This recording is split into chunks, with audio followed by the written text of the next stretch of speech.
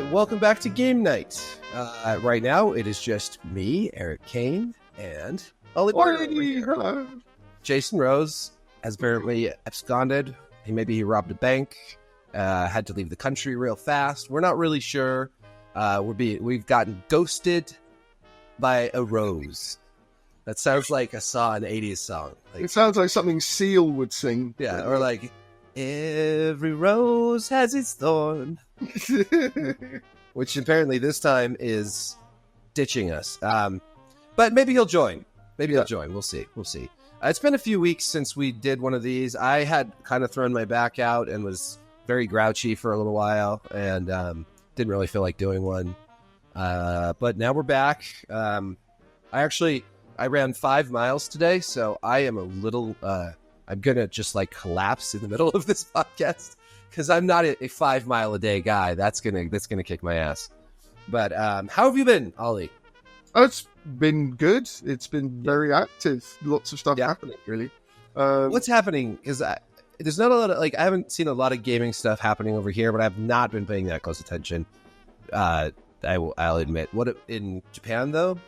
Well, I mean, apart from yesterday with the massive drop in the Japanese stock market, which also a whole bunch of games companies. The truth of it is it's kind of not a Japanese phenomenon. It's actually coming mostly from the States, things that's happening in China, and also, war in the Middle East as well as the Ukraine. It's impacting the US and the global stock market. And obviously, because of the current yen situation, I don't know if you're aware, but the yen is kind of very, very weak at the moment, which is one of the reasons why we're getting so many tourists come over, is because the dollar or, the pound is so much stronger against the yen. So basically it's so much cheaper to visit Japan or, do stuff in Japan. The only problem is at the moment is the heat. It's like hell on earth. It's like we've actually managed to get, because Japanese summer's horrible, but you tend to get in the range of 30 to 35, but it hit 40 degrees Celsius. With about 70 to 80% humidity. The humidity is the killer, though. That sounds. Yeah, I don't understand Celsius, but I understand that humidity. Yeah, that sounds really bad. So, of course, because you live in the imperial system, and we use the right system, right? Fahrenheit. Fahrenheit is right. Okay, right. Okay. 40. Let me. What is that in Fahrenheit? So that's 104. That's too hot. That's like going down to Phoenix, although Phoenix would be hotter, but dry, not humid. Yeah, so the thing is, I went to Cyprus a few times for work ages ago, and it was about the same temperature, but the humidity was just way, very dry. So you I mean, it was very hot, but your body could regulate it. But the problem is when you when it's humid, it's like you're wearing a duvet and you're walking out into the heat because your body literally, you just can't. Anyway, so. The other thing that this is kind of a nerdy thing, but generally to avoid heat stroke, you can get these neck ice rings, which you can just, put in the freezer and then take them out. And then that kind of mitigates the sort of, the dangers of heat stroke, because it kind of, the main arteries on the side of your neck, it kind of cools the blood flow to your brain a bit. So that's clever. But they don't last very long, so they last about half an hour, and then they're just kind of completely mushy around your neck. But it kind of mitigates the the worst of heat stroke. And the thing is, it's kind of how bad it's getting is you keep seeing on the Japanese news every night, and 6 people died from heat stroke, and 8 people died from heat stroke. A lot of them I was going to say what we need is large hamster balls that you can fill with, water, like cooled water, and you just walk around in the water all the time. You're just always submerged in an ice bath, basically. And you just stay cool, and it'd be. The problem is the water would heat up within about. Well, you'd have some kind of device in there that would air condition it, or water condition it. I mean, that's where it's coming. Is we're going to have to end up having some kind of. Personal air conditioning units. I don't know how that. I mean, you kind of get these electronic things that you can wear around your neck with fans and stuff, but they're nowhere near powerful to actually make any kind of difference. The best thing that I've found thus far are these kind of ice rings, because I've been trying to kind of figure out what's the best way to kind of not get heat stroke, because it's a genuine danger. Because Japan is Tokyo is a walking city. I mean, people do have cars and everything. but generally most people use the trains, and the train system is amazing in Tokyo and incredibly cheap and incredibly efficient, very clean. And it shows like the benefits of having a well-maintained and massive infrastructure, which Japan is very good at. But yeah, no, it's when you have to kind of walk between the stations, that's when you end up getting melted. So it's not nice at the moment, put it that way.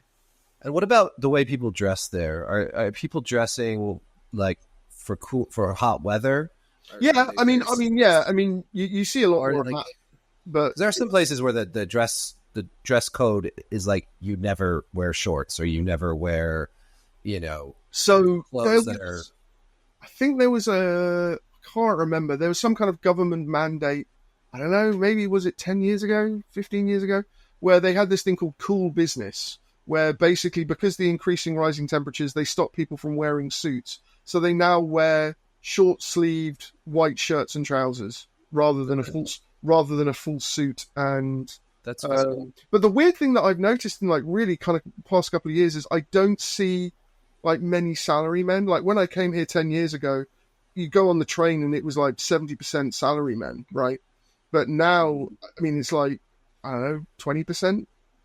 So I think what happened after COVID is most people are either working from home, and the people that are working in business aren't doing it in a typical salarymen kind of environment that's, very traditional, which I think is probably a good thing, because the salarymen sort of like mentality and approach is quite toxic, really.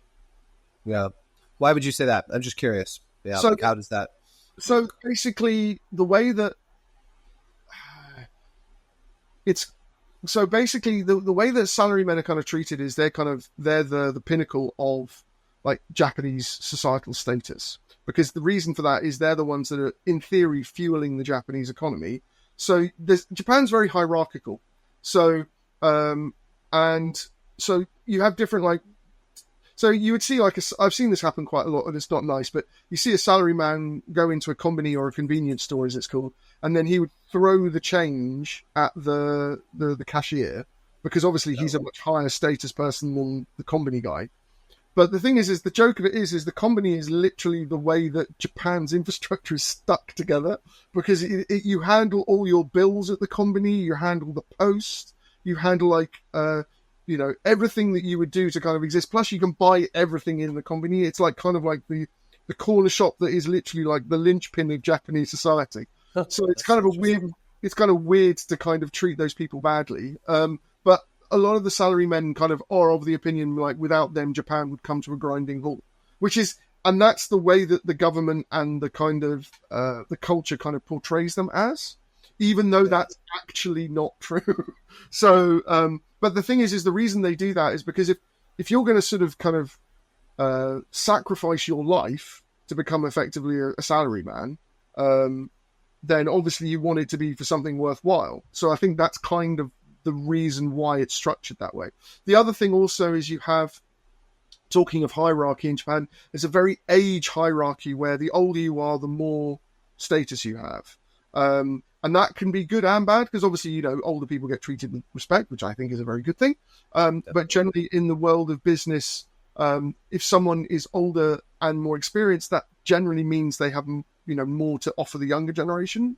But at the same time, sometimes when they're wrong, you can't really do much about it. And they also, and then sometimes you get people that are they've just failed upwards purely based on age. And they are absolutely useless at their job, but because of their age, you can't do anything about it. And then they start bullying people. And that's the other really dark side about Japanese sort of working culture, is they're finally acknowledging it, but Japan has a real bullying problem in the workplace, which is called power harassment or power hara. And that basically, it's kind of like bullying on steroids, and it's kind of endorsed by this hierarchical system based on age or experience.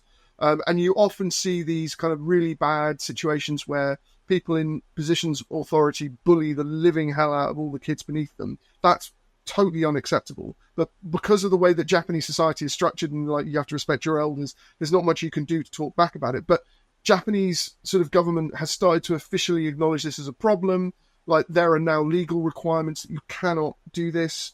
as of like 2019. So it's a really, like, it's been a problem for like decades, but they're only now just starting to deal with it. That's tricky to dig out of something so entrenched.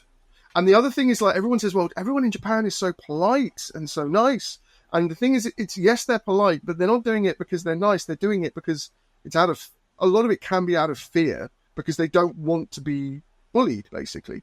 So a lot of the politeness is kind of forced by defense mechanism. Yes. So, and that, again, like, unless you actually work in Japan and you've worked in a Japanese company, you're not really going to understand how this stuff works, because on the surface, it's kind of all hidden away. You also have this other thing in Japan, which is called honmeto tatemae, which is basically your public self and your private self. And normally, 90% of the time that you meet someone in Japan, you're always meeting their public self. You never really meet who they are.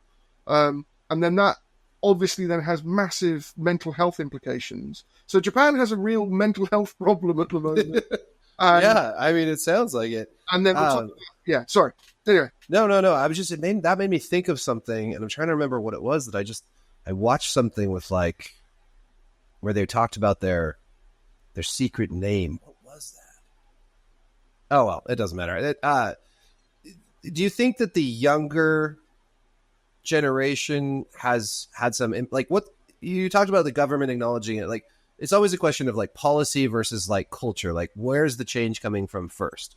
Is it it's all policy. I mean, to be honest, the young generation here are getting screwed in so many different ways. I mean, and it's making them way, way, way more culturally conservative as well. So you would think normally in, like, the US or the UK, like, it's the older generation that, like, get rid of the immigrants kind of thing. Yeah.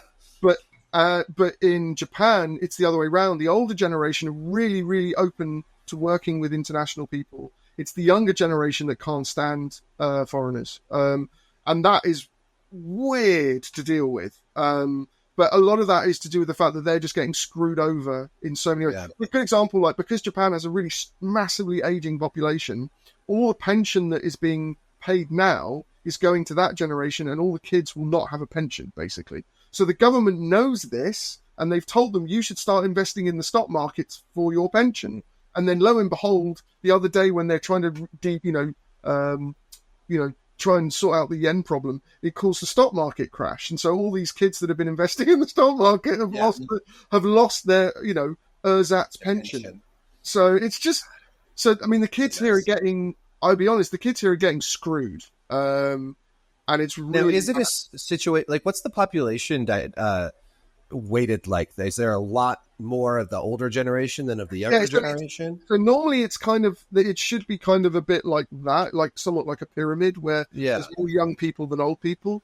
But at the moment it's kind of the other way around. So there's far, far fewer, like most... That's a problem in the States too, although maybe not just the same degree. Yeah, Japan is much worse. I mean, I think the worst country by far is South Korea, has the worst, like, aging population problem, because the societal expectation on, like, gender roles is incredibly strict in South Korea. So, and in Japan, it's still strict, not as strict, but it's way stricter than it would be in the States. So women are supposed to be at home raising the children. The guy's meant to be going out and earning money. But that stopped to be the case, I don't know, 20, 30 years ago.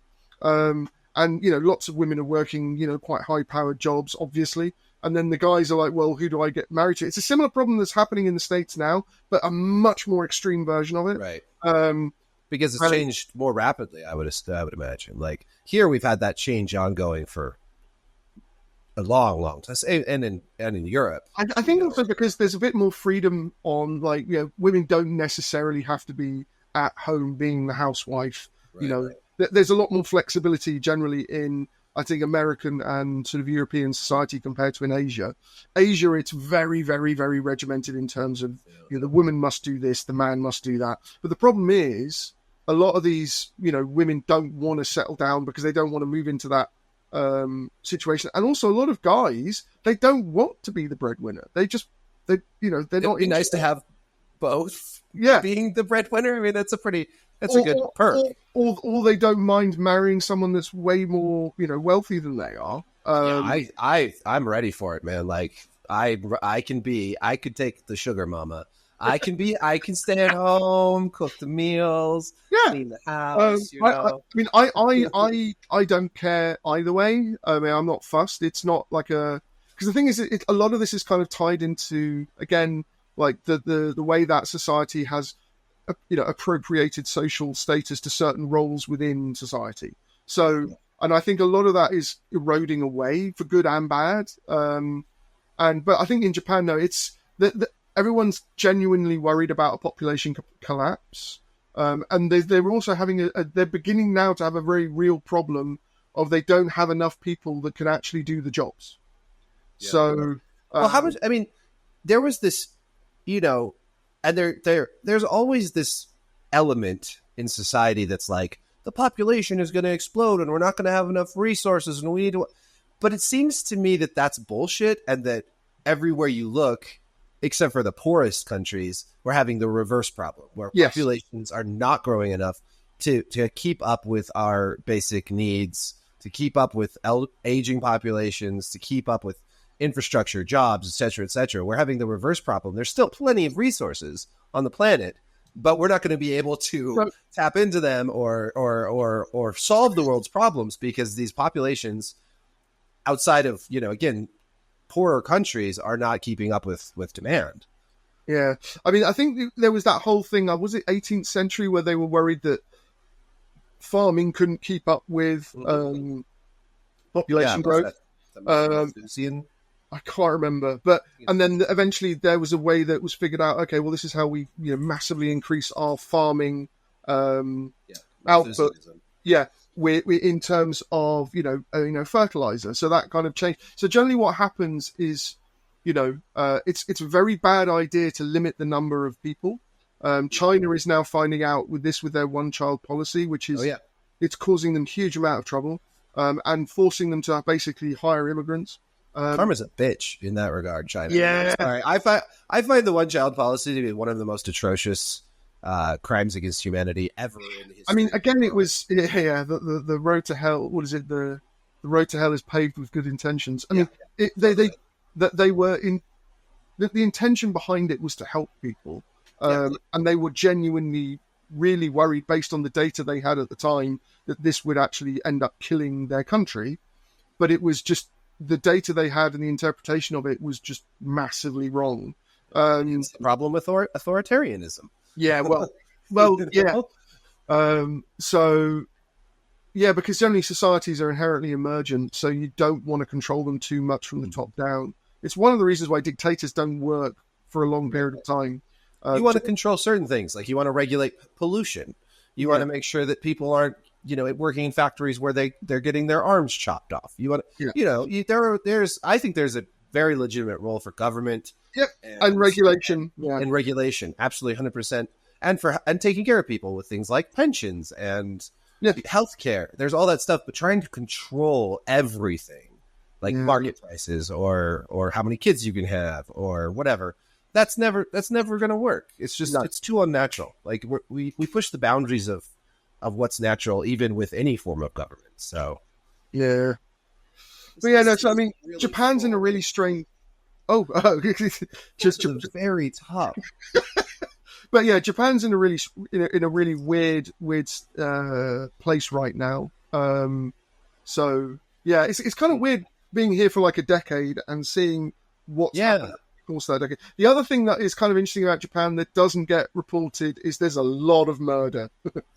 There's just so much murder. I knew it. I've played the games, man. I knew there was a lot of... No, I didn't know that, actually. There's a lot of murder.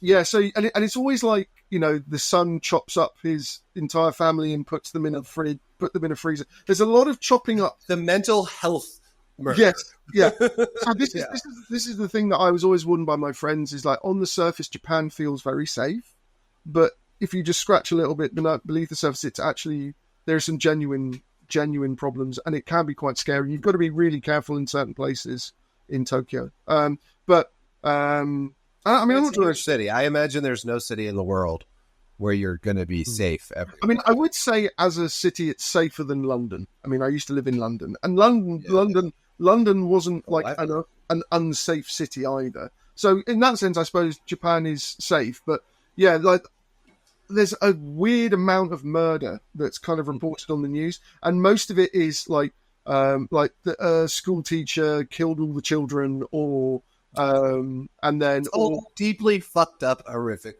violence. Yeah. Or and the thing is, there are a lot of like carers for old age people, and there's a lot of murder of that going around where the carer of like this old people's home killed everyone and chopped them up and put them in the freezer. There's always the chopping up and putting in freezer thing. I don't know why they want to keep the bodies. It's because Japanese people always murder with knives. Yes. There's no guns. Oh no, there's lots of guns.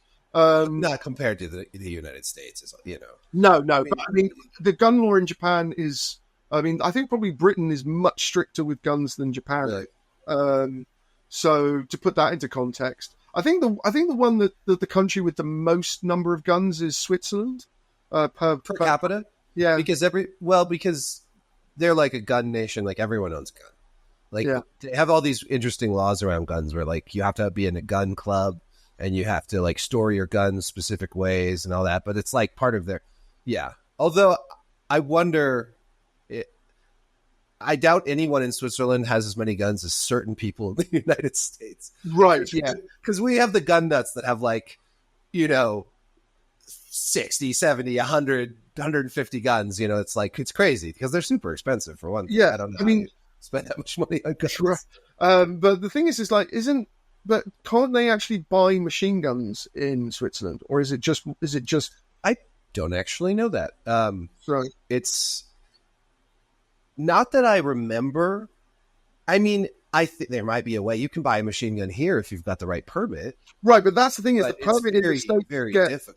Right, so that's you almost have to be like a gunsmith to be able to buy, or have like a range where you're there's I don't remember all the rules because I'm never going to buy or want to buy or have any interest in shooting. No. But it's just interesting. I find. That is interesting. Yeah, Switzerland. I wonder. I'm gonna look it up. But Japan, you can buy guns. Yes, it's regulated. But even then, like with more guns than let's say in Britain, there's a lot of murder with chopping up of people. There was also a thing a couple of years back where a crazy guy got out in the middle of Akihabara with a big katana and was just slicing at people. There's also a big thing in Japanese games where you're not allowed to show decapitation. And if you are, you get what is called Z-rated. And Z-rating is like the equivalent of like Ultra M-rated. Like it's almost like you cannot buy the game. You have to actually physically ask the guy at the counter, I want this game to get it. Just real quick, for our American listeners, Z means Z. Z, yes. Of course. Continue. So it's the rating system. The rating system is called CERO, CERO, and they have varying levels of A, B, D, whatever. And then Z is the last one. It's the last one, and basically you have to have some seriously nasty stuff in there in order for that to kind of be an issue. But I think there was a limitation online. So I think they have this thing called IARC now, which is because everything's gone through digital release.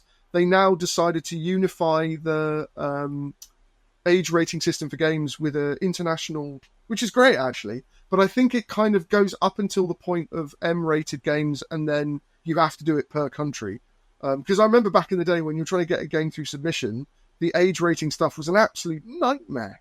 Because every country had a different way of saying, this is how we determine the age rating, and then you have to submit the game to each region, and then you'd have to have this discussion with the ratings body for each region based on... So that I mean, does sound like a nightmare. And Germany was like one of the worst, because obviously you couldn't show blood, you couldn't show any kind of Nazi imagery, which for things like Wolfenstein was a nightmare. So that's the same. Yeah, like how can you do a game like Wolfenstein without or any of swastika or Medal of Honor or Call of Duty if you're doing World War II stuff. So and then everybody has to have green blood. You're not allowed to have red blood. They all think you can't. If you're killing people, they have to be robots. They can't be people. So I think I remember in Command and Conquer, one of them, when I was working at EA years and years ago, like all the enemies that they had to change them to robots specifically for the German release. So that kind of stuff, I think I think has changed. In the general sense that you do one age submission and then it's just global, which is called IARC. But Japan has its own rating agency, which is called CERO, and CERO has its own. Again, it's like this region. Like they don't like it if you're showing people's heads getting cut off. So if you blow people apart with a shotgun in Call of Duty, if the head goes whee, that's a big no-no in Japan. So blowing the apart is fine, but remain with the body. It's like you kind of frappe their body, but the head being on its own is the issue. Which is like that was somebody specific in the governing body that was like, I don't like this personally. Putting that into no, I mean, to be fair, it was basically because there were a lot of cases of decapitation where people. What about video games that show people getting chopped up into little pieces and put in the freezer? Yeah, right. Probably. Yeah, so exactly. So, right. But there's a lot of chopping up and people getting their heads cut off. Historically, with like crazy murdering people. So that was the main kind of reason behind it, because mistakenly they thought that people would copy that from games, which again, it's just never been. I mean, even with movies, like there was this whole worried about copycat killings and people learning stuff from movies, and it's just like it doesn't happen. It's just like the reasons for murdering someone are not because, ooh, that looked cool on a video game. Every now and then it does, but it's very rare. But even then, when you dig into it, it may have some similarities. You figure out, the reason that was more circumstantial, or it was not because of the movie, and it's just or they could just watch the news. I mean, that's the problem with censoring art, is that people they're just going to learn about all the crazy shit that happens in real life. If they want to copy something, they're going to copy something. Like you can't stop that from happening. Like there's just, again, you can't control everything. No. But yeah, so I mean, there's a lot more of that, but the CERO rating's kind of interesting in the way that Japan kind of treats mature games. And originally, like some of the people in international publishers were thinking it was a strategy to limit the sales of things like Grand Theft Auto, because Grand Theft Auto is a Z-rated game, and the same thing with like some of the Call of Duty. But to be honest, Western games just don't really sell here. I mean, that's what I sent you that link. Yeah. Why is that? Why don't they do well? Because Japanese games do pretty well here. I mean, not all Japanese games, but we have a lot of big Japanese games. So Japan's fascinating in the sense that it's not like there's a cultural embargo on international stuff, because Apple's massively popular. Literally everyone uses the iPhone, and international food is loved like beyond belief. Like British food, especially at the moment, especially things like scones and sweets. Like they're constantly having British fairs at the moment, and I go there to buy some like traditional things like hot cross buns, and I can't move because of the amount of people. But the thing is, what I find interesting about Japan is they're completely obsessed with tea and scones, because obviously Japan's a tea drinking country, so they go crazy for that. But things like French food, people go nuts for. Italian food, they love. Chinese food, they love. They love certain international drama, especially Korean drama is very popular. So there is definitely a real mix of international culture, also fashion. People are obsessed with Louis Vuitton, Hermes, Ralph Lauren. They have these massive shops, and people buy a lot of these fashion goods. So it's not like there's kind of an embargo on other cultures. But when it comes to video games, it's really specific, and it's always been that way. I mean, like the latest, like I showed you the latest charts in Mitsu, and literally out of the top 20, 2 of those games were not on the Switch, and only one of those games came from a foreign publisher, which was Electronic Arts. Which is, I mean, that's pretty. I mean, to be honest, that's actually slightly rare. Normally, it's just all Japanese. And I think a lot of it's just the taste in games. There is not a lot of influence or crossover from games like... So in the States and Europe, there's a lot of cross-pollination between Japanese games, all sorts of games, and then sort of action games like Call of Duty, like Call From, Halo, and all this kind of stuff. But in Japan, all of that stuff's kind of just not learned from. And I think one of the reasons why Japanese games have kind of caught up in the last... I mean, I've mentioned this in the past, is they've hired a lot of international staff to bring that know-how in, because they're completely sort of isolated from everything else culturally. And I think it's mostly out of choice, but yeah, I mean, for example, I was always thinking to myself, like, why didn't they just go online and look at Unreal tutorials on YouTube? Why do they need to hire a technical artist to show them? Why can't they just, and, Epic Games Japan has also got, bilingual staff that has, always been there trying to help them. But they literally hired people like, show me game graphics kind of thing. How do we change pipeline kind of thing? And I don't understand why it had to be that kind of hands-on in person, but it just is. And again, I think a lot of the design stuff that happened, like, so around the time of like Demon Souls, like that was clearly like massively influenced by Oblivion in terms of the controls. And then that kind of followed through to all the other Souls games. But even with things like Bloodborne, like I think the producer for that at Sony was based in the UK. So he was pretty much kind of making sure they were kind of... he was guiding them in terms of an international, playthrough style. Like, this is how it should feel in terms of the controls. It needs to feel modern. And they go, what does modern mean? Explain modern control. How does modern control do stuff? And it is a bit like that. And then there's also this kind of other element to Japanese game development, which is also quite proud and sort of really, how do I put it? Just really protective. Like, they don't want to, even though they want to, use elements from other stuff, they don't want to kind of admit that they've done that. So yeah, which if you're used to kind of working in a very collaborative Western game development environment, that is quite disappointing and upsetting. But yeah, it's not that prevalent, but it does exist. But yeah, no, that's what I was going to get on. Is why that is. I think it's just they have a really specific functional taste. They also have a problem which is called gamenyoi, which is with first-person and third-person games specifically. Some people actually get motion sickness from moving the camera around too quickly in a first-person or third-person game, which again is quite a specific sort of, I think, Asian issue. But generally speaking, it's like they have their own games that they like. They love Nintendo.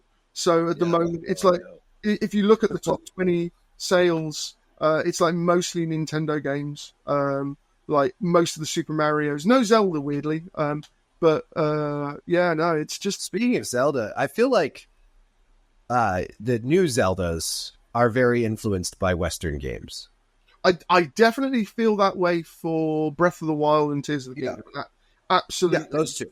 Because it was such a departure from previous Zelda game design and, just concept, like high concept stuff. So, and it very much felt like, oh, here's some stuff from like these open world games like Far Cry. Like, so this is the thing that I think, this is a guess on my part, but I think it's mainly to do with Hidemaru Fujibayashi, which is the director of those games. But interestingly, he was the director of Skyward Sword. And Skyward Sword, even though it had some like crazy motion control stuff, which I love, the art style for that came from Cézanne, which was a French artist. And that was, I think, one of the first times when they kind of looked internationally for the art style, because it kind of had this slightly painterly, sort of impressionistic, I think he was an impressionist art style. So I think that he's maybe more outwardly looking.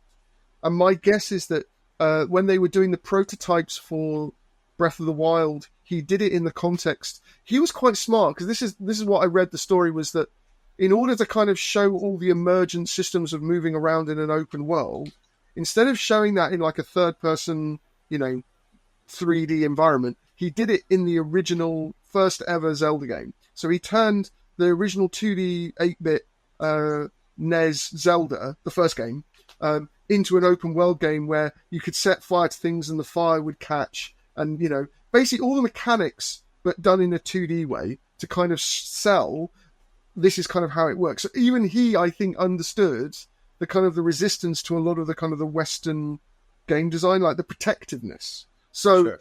I feel a lot of the really interesting stuff in Breath of the Wild, and especially Tears of the Kingdom, especially all of the Tears of the Kingdom stuff where you can build stuff, that feels really, really Western and Minecrafty. And and Fortnite, and I really feel a lot of that came from that guy.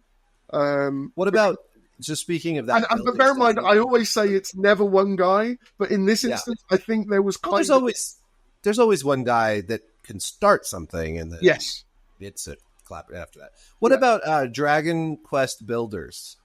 Okay, so that's also really interesting. So I know a lot more about that because I interviewed the director and the producer, and where they came from and how that happened. But the interesting thing for that is also because of Yuji Horii. Now, Yuji Horii is not your typical game developer kind of guy, because not only is he kind of like a really obsessive sort of, I wouldn't say mathematician, but he works things out in a very kind of mathematical way.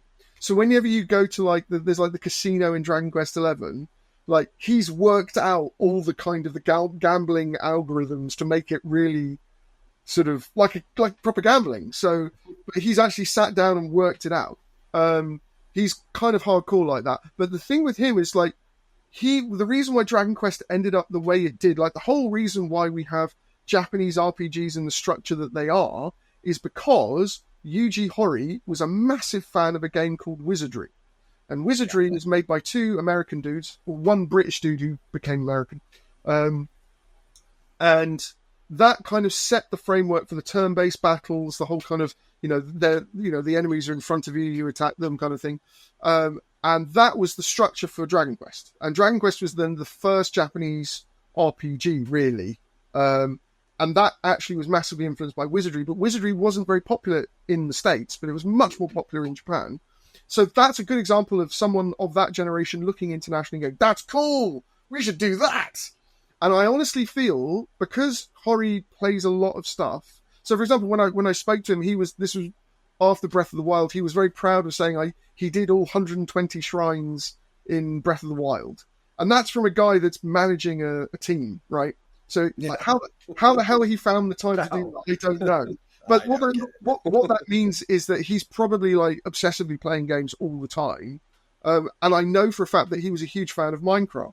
So I think the reason that happened was because he wanted to come, we should. So there was two things with Dragon Quest Builders. One is Square Enix is terrified that the age group that like Dragon Quest is going to age out, right? So the people that grew up with Dragon Quest are now in their 50s and 60s. Who is going to want to play Dragon Quest 12, right? So they're constantly faced with this thing, well, how do we bring new people in? And one of them was things like Dragon Quest Monsters, because that was obviously inspired by Pokemon, because, they wanted to reach kids. And then Dragon Quest Builders, I think that happened because they really wanted to reach kids who like Minecraft. So, but the director and the producer were also big fans of Minecraft, and they wanted to figure out, how do we make an action RPG within an open world sandbox framework? Because in theory, that shouldn't work at all, because an open world sandbox framework means you can literally break the level design. You can just go, I'll just smash through here. So how do they do that? And they managed to figure out a really clever way to make an action RPG within an open world sandbox framework, which was then later, I wouldn't say copied, but it was definitely influenced with Minecraft Dungeons, which basically Dungeons was trying to do that. But I think though in a very different way. Yeah, no, I agree. But but I think what Dragon Quest Builders did was show that you actually can make those two, what looks like two opposing game design systems, actually integrate. So I think that's why Dragon Quest Builders happened. Minecraft, weirdly, is popular here. But that's, again, I think partly because Japan is... So Nintendo was originally a toy company. And so their mentality from the get-go is, we're making a kind of toy. It's an abstract toy. So this is why the emphasis on technology in Japanese video games is far, far lower. Whereas in the States, it's all about graphics. It's got to look realistic. In Japan, it's like, well, what's the toy? What do you do? How do you play? So I think one of the reasons why there's this disconnect between what Japanese people like to play games and what isn't, and what's in the West, is that in the West, it's more about trying to make, I want to feel like I'm there. I want to feel like I'm actually in a war. I want to feel like I'm actually loading guns in a realistic way. It's all about trying to make almost like a version of a simulation that's accessible. So like Call of Duty, like the Modern Warfare games, it's all about making something that was, people wanted to kind of be in a war but not die. But that's not an abstract thing. That's just, this is something in the real world that I want to do, but I can't because of obviously high chance of probability of death. So, for most right. And I think a lot of like the racing games and all this kind of other stuff, like the emphasis on that is about trying to do very dangerous things in a very safe way, or in a very kind of powerful way as well. But the other thing is, in Japan, it's much more about the toy. So what do you do? What do you play? So like the new, was it Echoes of Wisdom, the new Zelda game? That is all about trying to figure out, how do you use these different echoes to build the level? It's all about, you've got all these different toys. How do the toys interact and work together? And in the West, sometimes we see that and we say it's gimmicky, or like the Nintendo is they have such gimmicky design with their consoles or whatever. But that's because we're coming at it from such a different angle. Yes. But I think, ultimately there's a crossover between the two, because at the same time, you do need a degree of like technological. Is that me beeping or is that you? Yeah, that I never have my sound on my phone ever. Okay, because I don't like to hear from people. Because I just never have my sound. How dare you? Do not disturb. Yeah, how dare you phone me? But this is used for talking to people or calling people. I know, it's hilarious. This is used to yell at people on Twitter, okay? Yeah. Exactly. But I think so. This is what I was saying. Like the last 10 years, 15 years is like they've been importing people from Western game development to help them catch up technically. So there is a technical threshold that's still important, but at the same time, like the gimmicky elements that people don't like about Japanese games internationally, or some people don't like internationally, are also very important to things like Call of Duty when they have to figure out, well, how are we going to do like a progression system? How are we going to do the back end stuff? Like, how do you feel like you're progressing as a character? A lot of that stuff comes from Japanese games. So there is a cross pollination, but it drives me nuts, but I do feel both sides of the argument are very defensive. Yeah. And they're not willing to collaborate. And I feel, even though they actually do collaborate out of necessity. Inevitably, yeah. Yes. Don't you see also, like, I have been noticing in the West, or in my sphere of observance, the importance on graphics is dwindling, and you see more and more, especially in the younger generation, more and more kids who are more interested in playing Minecraft or Roblox or any number, like, of what is that that goat simulator, like all these games that they don't have any the graphics suck, and that's what they play. Like, and they're not that. I mean, they like games like GTA and Ghost of Tsushima and Call of Duty, but I see it with a lot of like my son and his friends that their focus is it's not on graphics the way that like I was really into graphics when I was young, partly because the graphics were improving so rapidly back then, and now it's like kind of like plateaued in a lot of ways.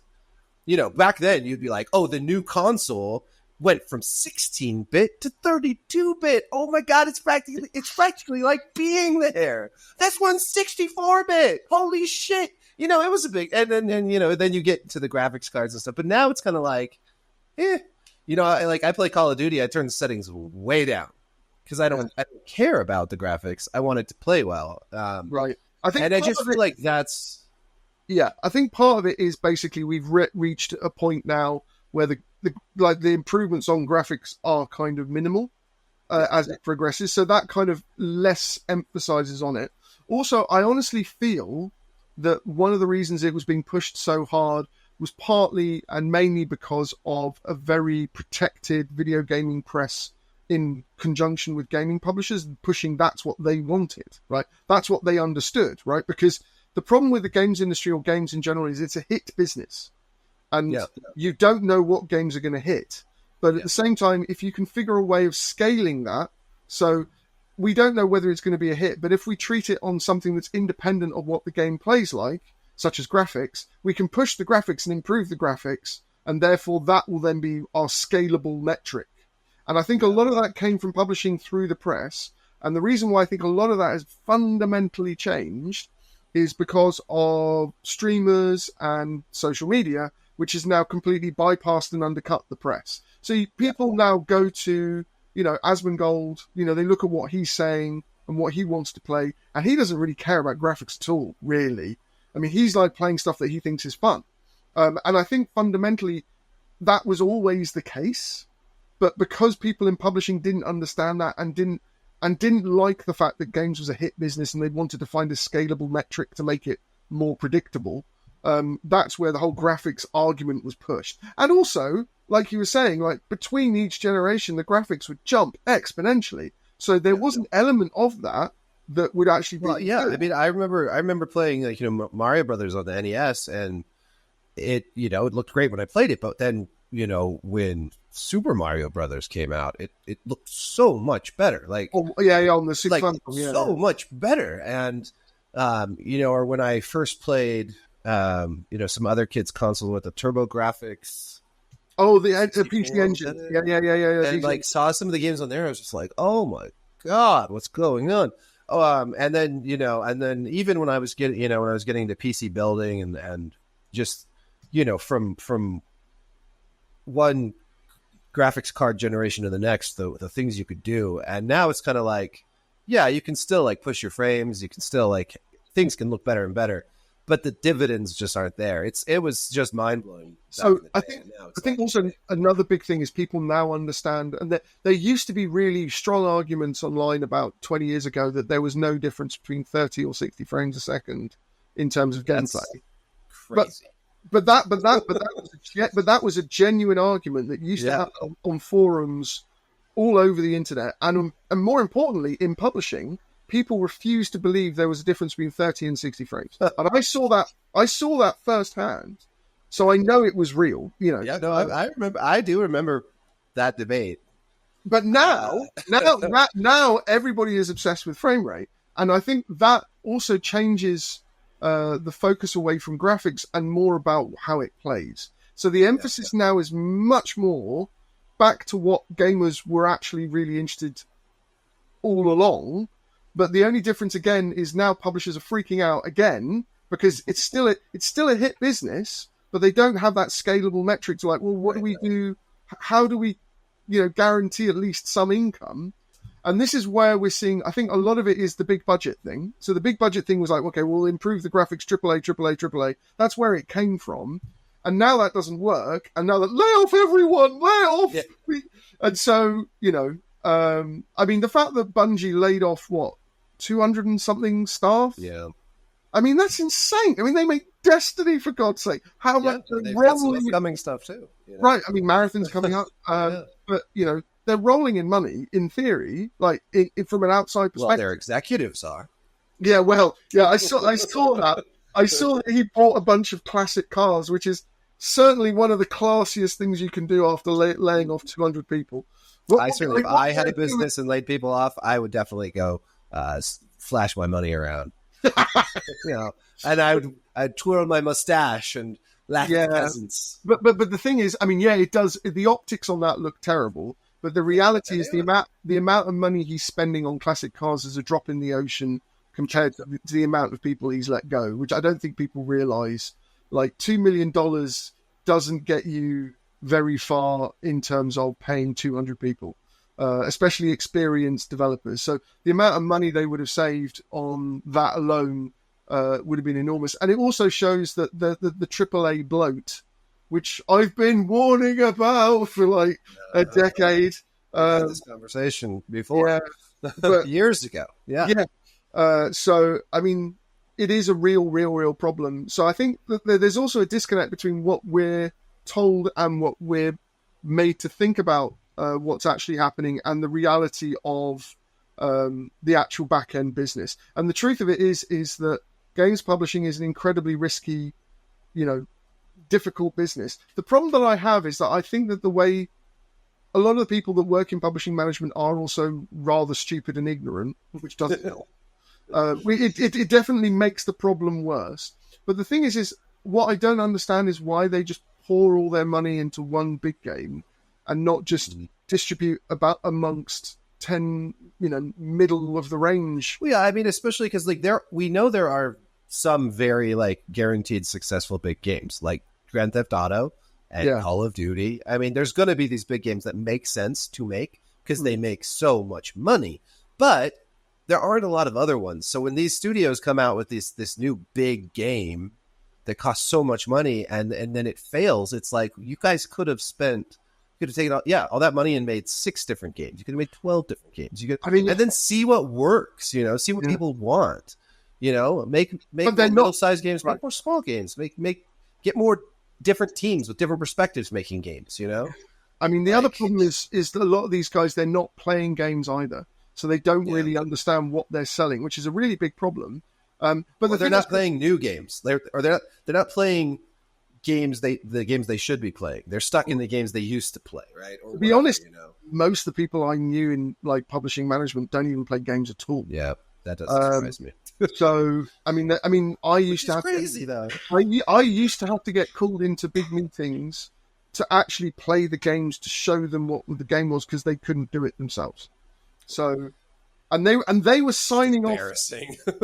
They were signing off millions of dollars for milestone payments. Yeah, based on that. I understand not being good at games, like because you're a businessman, that's your main thing. But like, you should have a basic, sort of like with a lot of game journalists. I don't expect every game journalist to be like the best game player, but they should have a basic understanding of how to play games. Right. I mean, a good example of this is like it is Asmongold because he's not the best game player. But he does actually play the stuff, and he's coming at it from a very kind of genuine, honest standpoint. Yeah, and I think people respect that. But the thing I was going to say, talking about your kids like wanting to play new games, like a good example of something that you would never think would be successful, but which cost very little to make, is a game called Human Fall Flat, which you should. Yeah. My son played that game. I did play a little bit of that game. It's not really for me. But he played a bunch of that game, and he loved it. It sold 50 million copies. So it's insane. I mean, that's more than every Call of Duty game. So it's just like, and the thing is that game, you could either spend, I don't know, 150 million developing, a new Call of Duty, or you could spend, I don't know, 5 million on a crazy game like that, which then ends up selling considerably more. So, I think the big problem I have is that there's not enough variety. And this is actually one of my, I wouldn't say it's a criticism, but one of the things that does kind of, I find disappointing. Even though I do love the Souls games and I do enjoy them, I really miss the days when From Software would come out with, this is the next crazy thing we've done. I mean, I love their Armored Core games, and there was a lot more, and that's another thing, the old Armored Core games, there was a lot more variety. But generally speaking, they made a lot of really weird, strange and interesting games. Some of them didn't work, some of them did, but there was a lot you could learn from that. And I think that there was a real, I think it'd be great if there was more stuff that was funded like that. Well, I think you could say the same thing for Sony. And Sony's, Sony used to make a lot more, there was just more variety. And now it's kind of like we've entered this phase of like, this is the only kind of game that we're going to have. And it's this third person, single player, over the shoulder, it's just, I don't know. It feels like it's become less diverse, less variety, and more like myopic. I mean, a lot of this is kind of being driven by budgets, but I mean, what I feel strange about Sony is that they don't actually need to worry about budgets because they're first party. I mean, literally, their literal existence with game development is to make loss leaders. It's to literally show what the hardware and the technology can do. Yeah. They're not there to make it's it's marketing to get people to buy their hardware. Yes. So that there's some compelling exclusives to push their hardware. Yeah. That's literally all it's there for. But I kind of go back to Jim Ryan, kind of just having this weird. But he's from marketing as well, which I also find interesting that he didn't understand how to market games really, and that he hated old games. He's just a really strange figure that ended up. There are a lot of people like that in gaming that really don't like games, but somehow are in control of massive amounts of power within the industry. Yeah, and I've come across these people a lot over the years, and it's like, why are you doing this job? And they also seem to have this massive amount of disdain for people who actually enjoy playing games. It's like, that's a problem because your customers are actually really important. That's something they share with certain members of the gaming press, actually. Oh, yeah. Disdain for gamers. I think that's a different thing, though. Yeah, I think with the gaming press, it's because, I mean, we've talked about it. I think there are a lot of narcissists in the gaming press, and the thing is a lot of them are kind of what I would call Z-list narcissists, where they have no other place to go for attention except for fandom press. And they resent the hell out of the fact that the only supply of attention they can get is from nerds. So it's this kind of, they're drug addicts that need this attention hit, but they're really, so when they talk about toxic fandom, they're not talking about fandom being bad. They're talking about the supply of attention they get not being of the high quality pure stuff, right? That's what they're talking about. Toxicity. It's not palatable. They want a certain type of attention from certain people with status, and fans and nerds have zero status, sadly. But they're desperate for attention from anyone. So that's where I feel like a lot of the gaming press has gone wrong. Basically, I feel like the strategy has been to get the toxic attention from fans, because if you get enough of that, then you get the positive attention from the peers you're looking to get that attention from. Yeah, right? I mean, it's almost like you have to make this blood sacrifice to to get like that to get whoever. I think that's a really interesting. I think there's a definite element of that where they're trying to kind of signal to people that they would actually like to be, friends with that hate them still. Because the thing is, each other. Well, the thing is, a lot of the people that they're trying to appeal to already look down on them. So it's a really horrible setup. But I also feel like with these people that they have no other means of getting attention. It literally is their only chance to get that supply. So I think an element of it is, yes, they're trying to do that blood sacrifice, but I also feel like they just need that attention regardless. Yeah. So it's really, really sad. A lot of people really love attention. I mean, I think everybody on some level enjoys getting attention, and then some people have a really problematic relationship with attention. And I mean, if you're in this business at all, you obviously kind of want attention because you need it to live. Because if you're writing articles, you want people to read them. If you're making videos, you want people to watch them. But then there becomes this when you go over the line and you're like, it's the amount. It becomes this obsessive thing, or it becomes this need. And it's like I have a weird relationship with this business because I'm a very private person and I don't go to a lot of things and I don't really like getting a lot of attention, but I still like it. I enjoy making videos and I enjoy interacting with people. It's just I burn out really. I guess it's just I burn out on that really fast. Yeah, I'm exactly the same. I'm very introverted. I'm very shy. Yeah. I like being on my own. Yeah, I'm a hermit basically. I mean, I have my friends and we play D&D and stuff like that, but it's not. We're all older now, so. But yeah, I when I was younger, I'd go to parties and stuff. I would burn out fast. And, yes. I don't know, just that whole I enjoy people, but only for so long. I mean, what we're talking about here is it's not about you don't want attention, that attention is inherently a bad thing. We're talking about the extremes on either end of the spectrum. This is the problem. Sure. Yeah. And the extremes. And one of the things I always found really strange about the term, also, I'm not talking about narcissistic personality disorder. That's a very specific, very, very specific. Yes. But what when I refer to a narcissist, what we're basically talking about is someone that's very, very selfish and desperately needs to be the center of attention. Perfectly happy to fuck with everybody around them to get it. Yes. I mean, the most people, to walk over people, to lie, to cheat, yeah. Right. But the thing is, what I always found strange about the term narcissism, it comes from the Greek. I think he was a god, but I can't. But Narcissus, basically, he fell in love with his own. Beautiful. Yeah, he fell in love with his own reflection. Right. But the thing is a lot of these people, they absolutely hate themselves. They do not love themselves at all. There's a weird self-loathing and that the vanity that comes with that is it's a dynamic, right? It's we all have our our version of self-loathing, of course, but but like that desperate need to prove that you are like lovable or worthy or attractive or witty or whatever. You know, it's pathetic and it's sad, and I do feel bad for people who are ruled by it. You know, life's hard enough already, man. Right. No. I mean, I do genuinely have sympathy for them, but the sad thing is they cause so much suffering for so many other people. They do. But the thing that I think is the most sad is that there's nothing there, as far as I can see at the moment, there is no way to accurately police this kind of behavior. So in Japan, this kind of selfishness is really stamped out. Like, you're not allowed to behave like that. So in fandom, you don't really have these figures that need to be the center of attention in such an extreme way.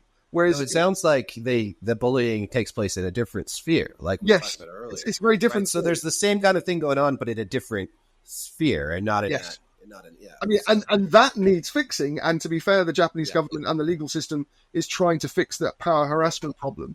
But the narcissism problem and that thing, it seems to be, it's sort of like this quite stealthy problem that people are beginning to realize is now an issue.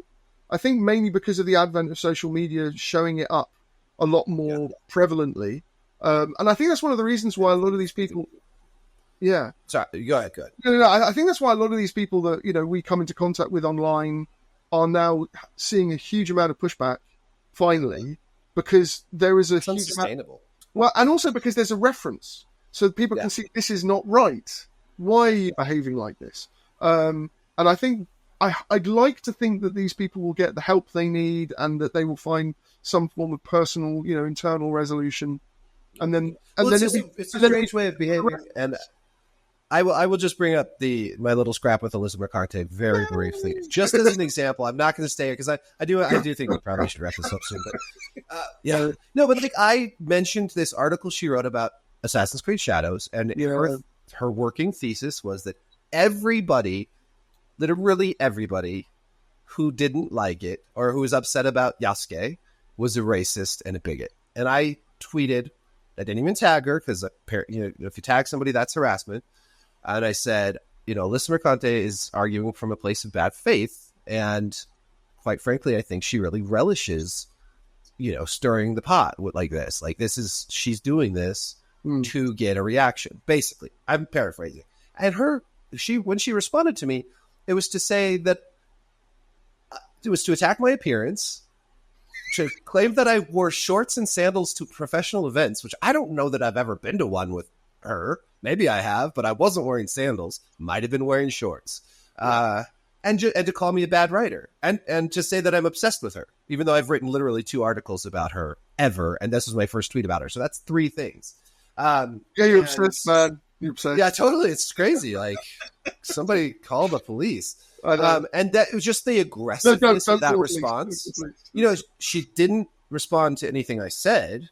No. I'm like, my tweet was kind of like, it was a dig at her, but it wasn't like, Alyssa Mercante's haircut is ugly and she wears stupid clothes and her tattoos suck. Because I don't care about those things. Those don't matter to me. Like, her personal appearance or her writing. When I made the other video about her, I said, frankly, like I talked about her review of Shadow of the Erdtree, which I thought was well written, and I agreed with everything she said. Like, it's so strange to me that the default for a lot of these people is to go on the offensive, to attack somebody's appearance, to attack somebody's writing ability, to just go attack, instead of just being like, actually, I don't agree with you, and here's why, or just to fucking ignore me, man. Like, that's the other thing. I mean, the fact that she did the straw man and the ad hominem approach to kind of dealing with you is a really clear sign that basically she's in a very,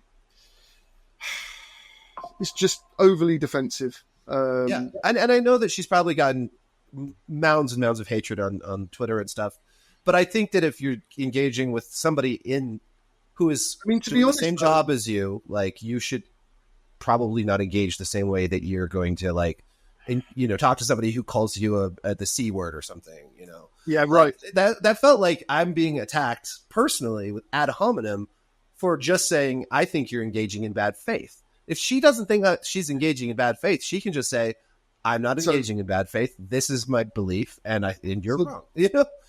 I think the reason why she reacted the way she did is because you made a very good point. And in order to deal with that, she would actually have to kind of argue with it.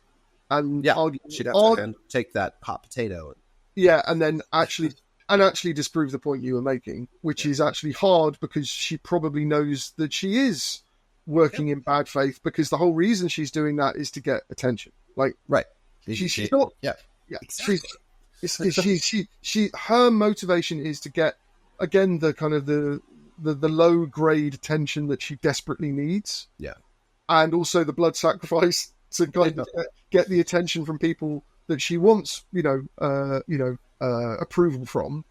But in order to kind of do that, she has to basically make bad faith arguments, which will make people angry. And then make bad faith arguments in response to any criticism. It's kind of like how a lie works. When you tell a lie and somebody might find out about it, then you have to tell another lie, and then you have to tell another lie, and you just dig deeper and deeper. And that's kind of like a bad faith argument. If you keep engaging in bad faith, you just find yourself digging that deep hole. But you can't admit you're wrong. You can't just say, "Oh, you know what? I was fucking wrong. I lied, and here's the truth." Because you're so ingrained and entrenched in your own bullshit at that point. And yes, no, absolutely. And the other thing that makes it very difficult for her now, or just not just her, but people that do this kind of, have this kind of behavior, is that social media, there is nowhere to hide. And on top of that, if you do that enough publicly, a lot of people will get to see what's actually happening at the same time.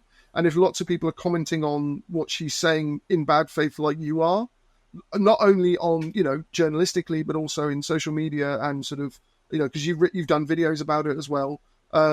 So people like Asmongold. Right. No. I mean, Asmongold has done she's been trying to go after him for months now. Very foolish endeavor. Which is incredibly stupid. Because the thing is, the more that she does that, all she does is she exposes her bad faith approach and actually kind of shows what she's actually really after. He's kind of like, things don't stick to him because he's just. No, they do stick to him. He does care. No, I mean, he cares, but I'm just saying it's hard to because I've seen some people really talk shit about him, and he just kind of handles it really well. It doesn't hurt. It's not going to hurt his brand or whatever. No, he's quite a settled person, I feel. Yeah. As an individual, he's kind of. I refer to him as Stinky Gaming Jesus. But yeah, that's fair. But the thing is, he's entirely happy with that, and I have no problem with that. Totally. I actually have quite a great deal of respect for the fact that he's just happy being who he is. So I don't think he has anyone to impress or anyone to kind of get approval from. He's quite happy on his own. Though I will just say that if his house is as bad as it sounds, he should just hire some maids, dude. You don't have to have you can have a messy house, but it's more than nervous. It's more than that. He's got so much money, he doesn't know what to do with it. Just hire some people to clean your house. It's almost like I would clean your house, and more importantly, I would cook food for him because the stuff he eats is garbage. So it's like I would cook for you, I would clean for you. Anyway, you need. I'll be a butler, okay? Just hire me. We'll fumigate the place. I mean, I am not I'm a clean person, but I'm a messy person. I'm I'm messy. I see his bedroom and I just levels of anxiety. It's like, yes.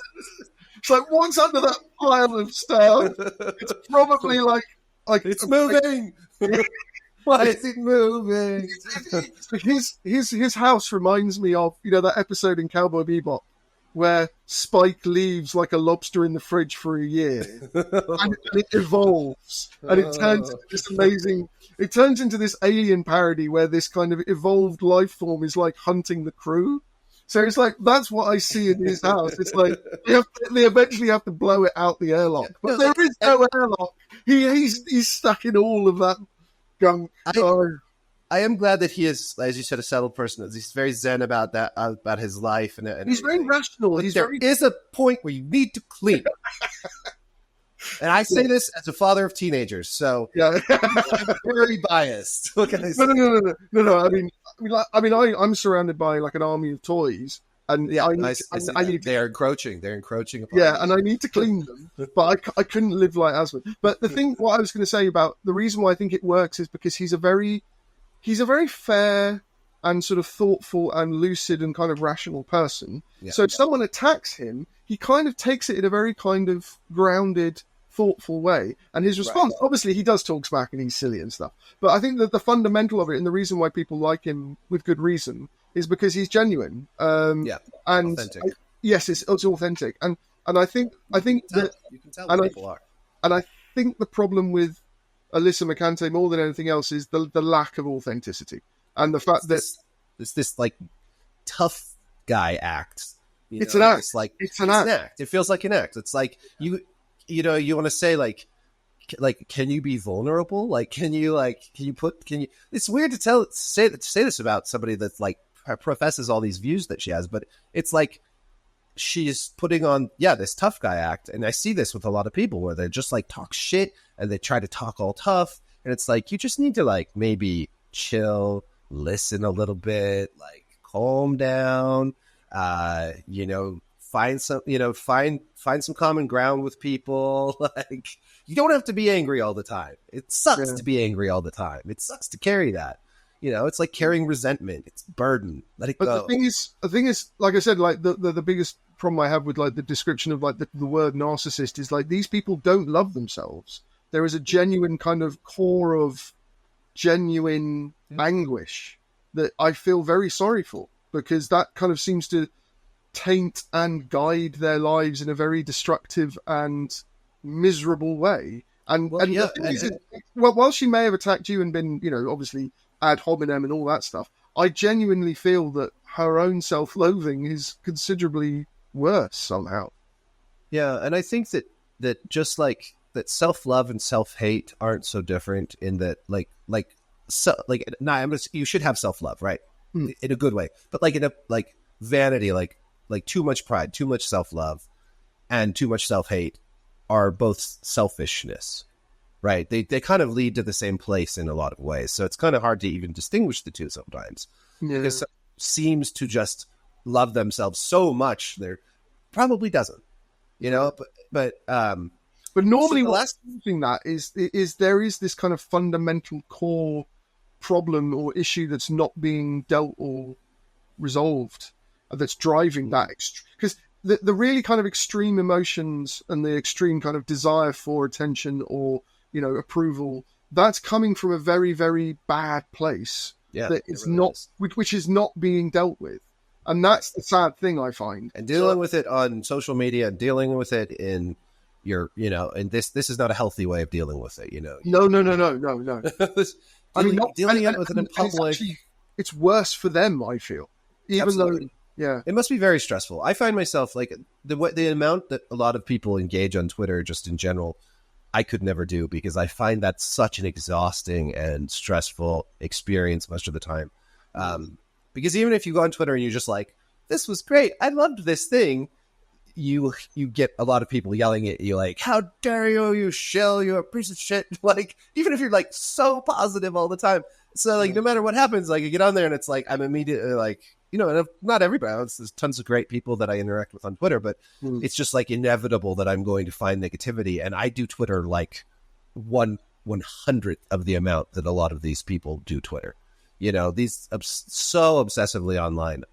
I am not that. I can't do that. It's just, and I swear to God, it's partly this inability to like deal with the real world, be in the real world, like find out what's wrong with you in the real world. And I'm a hypocrite because I have lots of problems that I don't deal with, but I'm not going to find the answers on Twitter. I do want to wrap this up, but I wanted to ask you one thing. Game Informer. Oh, damn it. Okay. Goodbye, everybody. I want to say Game Informer closed. What what are your thoughts on that? I think a lot of you're already seeing that stuff happen to Kotaku as well, where the publisher is saying, we just want you to do gaming guides. Mm-hmm. We also saw that recently with The Escapist getting shut down and they went to Second Wind. I think the gaming industry at the moment is going through twofold transition, which is one to deal with the course correction of big budgets, which we're seeing with all the developer layoffs.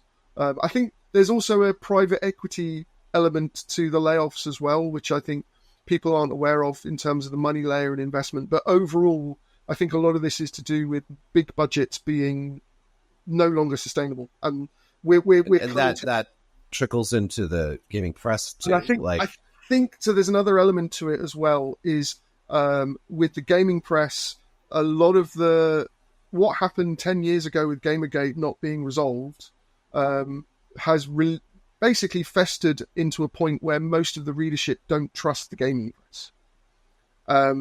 People don't really talk about it, but it is very much apparent. And it moved over to YouTube and other and exactly, and people have been basically, if they can't get a reliable source of information on games from the press that's meant to serve them, then they're going to go look elsewhere, which in this case is basically people like Asmongold. It's people on YouTube and Twitch. And that's also, I think the really telling point about that was with the Kotaku thing asking them to do game guides.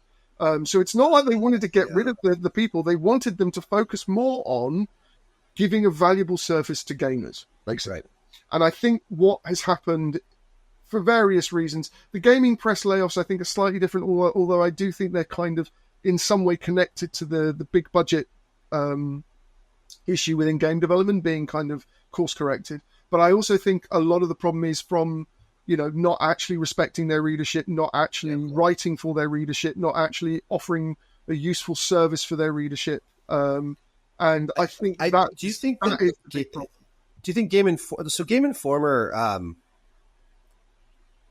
they have certainly not been at the top of like the aggressive press, right? Of like the talking shit to gamers. Like they're a bit more. Well, they were one of the last print magazines also. Like they were a bit more traditional. And do you think it's like, how much of this is due to GameStop? Like GameStop's troubles? Do you think? I think there's definitely an element towards that, but and the whole, what is it, the meme stocks thing. Yeah, so GameStop's. And also just the as physical media is, I think going I away. think gaming. Most places transitioned away from what is it? Physical print media to online just fine. I don't think that would necessarily be. But like not just the print, but GameStop being a retailer, right? Right, and they are the owner, and they're the physical games themselves. Right. I think I think there's definitely an element in terms of GameStop not being able to make much money on their end in terms of physical sales of games, and that impacting other lines of business within they're like cutting costs. Right. I think there's a degree of that, but like you said, the Game Informer was never really a polemical outlet. It wasn't there to kind of cause arguments. But I don't really think whether it's causing arguments, whether the point about if you're attacking your readership or just writing fluff pieces, the point is you're not servicing your readership. The whole point about this... Or the way that they want it now. Like, in the past, Game Informer would have, like, they'd have the big cover stories. Yeah, but that's because they... scoops and all that. Right, that's a good example. Edge Magazine as well, in the UK, they used to get invited to Nintendo to, like, talk about the latest games. That doesn't happen anymore because Nintendo doesn't need to do that. Because Nintendo can do their own Nintendo Direct, and then everybody covers it anyway. So, and it's also one of the reasons why E3 doesn't really need to exist anymore, because everything happens online anyway. Why do you need to pay for an enormous physical event, which is incredibly expensive for a very short number of period of days, where all these games get announced, which means you're constantly competing for coverage, rather than doing it over the course of the year on your own online? Yep. So, I think part of it is probably, like you said, GameStop and their cutting costs, but also this happened with The Escapist. This is happening with Kotaku. This is happening with most of the major game outlets. Is because they are not representing and servicing their readership, and in some cases, it's oftentimes in the reverse of that. Yeah. And in some cases, actively despise their readership. I think that is actually what is one of the driving causes of a lot of these press layoffs. And I think it's also tied to the fact that a lot of these big budget games are not as important anymore because they obviously don't work from a financial perspective, which means that the amount of... So the thing about big budget games is you need an enormous amount of marketing and coverage to basically get the word out. But the thing is if you're moving away from big budget stuff, why do you need that much coverage? Right. So and it's going to be a different kind of word of mouth online, that viral thing, the TikToks and social media. The only real downside about, well, it's not the only, but one of the major downsides of this shift more towards influencers away from an independent press, and this is something I've talked about, is that the problem with influencers is publishers directly pay them. Yeah. So if you want any form of impartiality or objectivity about something, that's gone. And then on top of that, if publishers are, because the real problem in all of this isn't really developers, a lot of it's publishing side. And if the publishers are paying influencers, they're not going to bite the hand that feeds them. So they're never going to call out a publisher doing something unethical, unless they're big enough to not give a shit themselves. But even then, you don't know.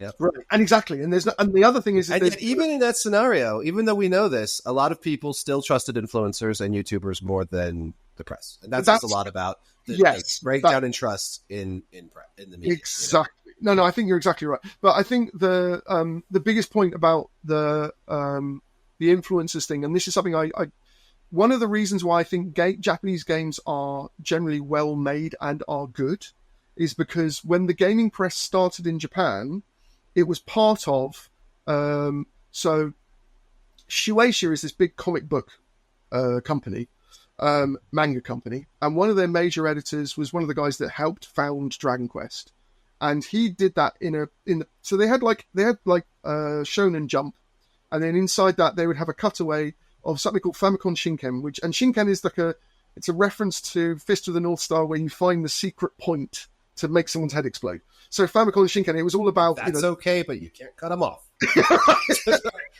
Exactly. That's a good callback. Well done.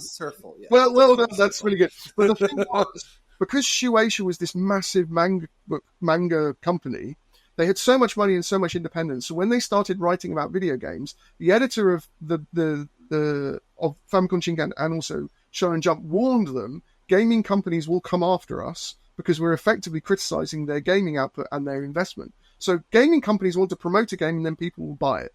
What Famicom Shinken did was they basically held those publishers to account and forced them to basically properly debug their games. Because before that was happening, a lot of these games were quite shoddy, badly made, they would crash a lot. But when Famicom Shinken came along, and that was the start of the Japanese gaming. Yeah, that's cool. They had so much protection from Shueisha that the games companies had to play along. And this is the benefit of having an independent gaming press. Yeah. But that's that power, like the polarity, right? Having like you said, the shield of having that. Yeah, that's really interesting. So, but I that kind of laid the foundation of the expectation that all games should be bug free, or all games should play well, or like there shouldn't be like cheap cash-in games like that awful Atari ET game, right? That kind of stuff is bad, right? And Famicom Shinken was one of the main reasons why the formation of the early Japanese games industry kind of went along the right path and on the right road to kind of, which is what we want from the relationship between the press and the industry. We want the press to hold the industry to account so that the industry can be better, so that consumers ultimately benefit. Everybody wins in the end. The problem that we've had is that our press hasn't been going after the publishers; it's been going after developers. So people like gamers and the gamers. But Jason Schreier is a really good example of this because he always goes after the developer. He never attacks publishers, or almost very rarely goes after the publisher, which is incredibly disingenuous because 90% of what happened with Helldivers 2 had nothing to do with the developer. It had everything to do with the publisher, which in this case was Sony. So, but none of that is really talked about because everyone now thinks developers are the ones that are making these decisions when clearly, why would they do that? Because they rely on publishers for payment. So they have to do what the publishers tell them. So, but yeah, no, I do think the whole thing with the Game Informer, I think it's not because they were attacking their readers, but they weren't offering a service that gamers wanted. I think is the brutal truth. And on top of that, right, and I think a lot of that is a lot of the game gaming community and gamers in general are moving away. And like you said, there's a complete lack of trust in the gaming press, which is entirely justified. Mm-hmm. They're right to feel that way. So, but yeah, no, I think that's kind of it's complicated. I mean, it is. I think there are a lot of reasons. Yeah, but I do think in the case of like what's happening with Kotaku, it's the problem is it's the same thing, but they're doing it in a different way. Like they're not servicing their readership. They're not offering a service that is valuable to their readers, but they're doing it by attacking their readers. Which is also not unique. They're not offering a unique perspective or voice. Or it doesn't necessarily have to be unique. It just has to be useful. It has to be, and it has to. But if you're going to say the same thing as 10 other people, that's not very useful. I mean, okay, it could be like guides and stuff. I understand, but like, yeah, I mean, if you're just going to have 10 different people write that gamers are racist because of Yasuke, that's not very useful. No. But I think the reason why that doesn't hold up is because it's not authentic. Right. So I think if 10 people were writing like Zelda Tears of the Kingdom is the greatest game because of this, and this, and all the reasons are very similar, but the people that are writing that are trusted and authentic, right? Because there is a big market, so I agree with that. But no, I do agree with I mean, if you're just going to be attacking your audience in bad faith, just so you can get attention, then yeah, I don't see how. So the crazy thing for me is I don't understand how they think any of this is sustainable. Like when they behave like that. I mean, if you're going to be like a polemicist, you should at least be funny, or you should be, you should have. Insightful. Attack. Don't always attack the lowest hanging fruit. How about that? I mean, if you're a polemicist, the way that it means something is if you're genuinely attacking something that is wrong. Right. That has power. That has. I mean, power is part of it, but I mean, I think it's the fact that you need to be. I think yes, be funny, but at the same time, I think the most important thing is if you're going to make a polemical argument, it needs to be genuine. Otherwise there's no value in your argument, because if it's just a false argument so that you can just get attention and anger from people, then you're not a polemicist, you're just a narcissist. So well, if Voltaire had just sat around writing about how dirty the peasants were, I don't think we would have heard of him. No. I'm just that's but the peasants are revolting. They are fucking revolting, man. What do we do with these peasants? All right, I gotta go. So this was very fun. Yes, I'm sorry that Jason just totally dogged us. We will give him a lot of shit about it. Yes, in our next episode of Game Time. Game Time. If he shows up, or Game Time, Game Time. If he shows up, that is, of course. I hope he's okay. I hope you're okay, Jason. Yeah, we actually do care about you, Jason. Yeah. But thank you, Ollie, and we will do this again soon.